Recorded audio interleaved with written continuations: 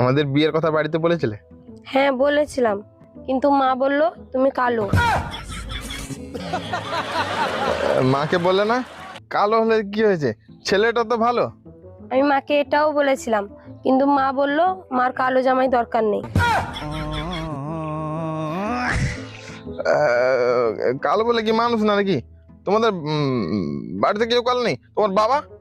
উহুম, তোমার ভাই তো কালো? না আহ, তোমার কাকু? না তোমার কাকুর ছেলে তো কালো হবে? না, আমাদের ঘরে কেউ কালো না। তোমাদের গ্রামে কেউ কালো নেই?